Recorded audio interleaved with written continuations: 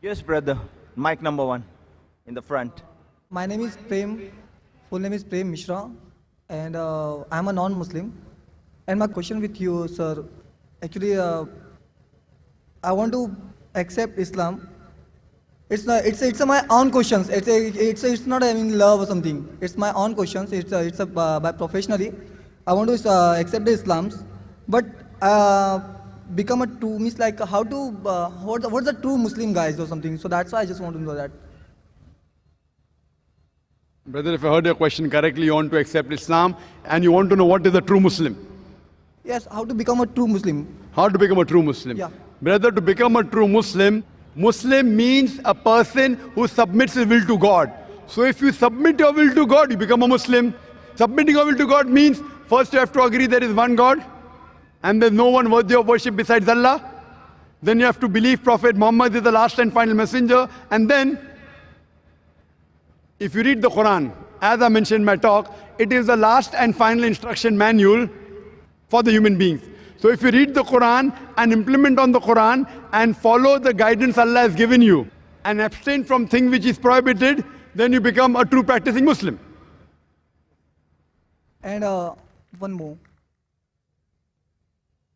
Sir, does I have to change my total identity? Like as a Name? non-Muslim, so that's why. Is it compulsory is asking to change my name?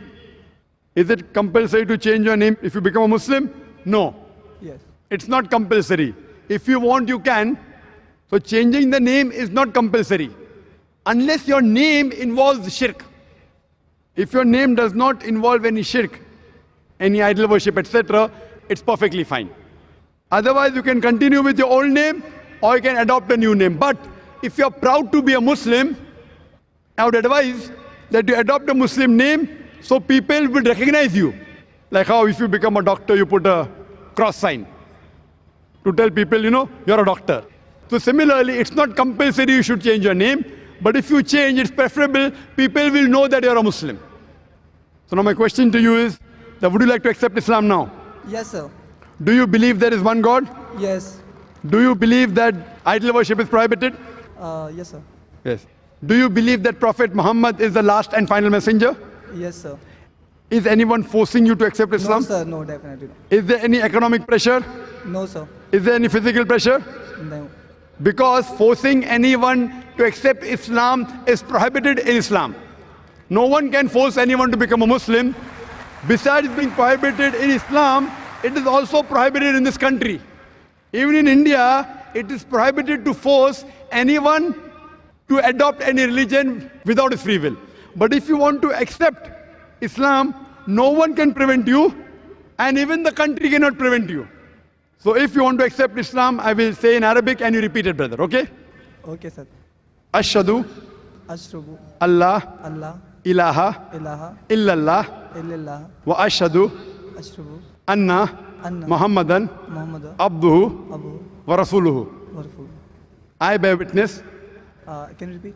I bear witness I beg release that that there is there is no God no God but Allah but Allah and and Prophet Muhammad, Prophet Muhammad, peace be upon him, peace be upon it, is is the servant the servant and messenger and messenger of Allah. of Allah. MashaAllah, you're a Muslim, brother. Thanks a lot. I would request that if you can come on the stage and take a copy of the Quran so that you can be a better practicing Muslim. I'd like to give a translation of the copy of the Quran. I'd request a volunteer if they can give some copies of the Quran here. Brother, can you come on the stage, please? I'd like to give you a translation of the copy of the Quran so that it will help you to become a better practicing Muslim.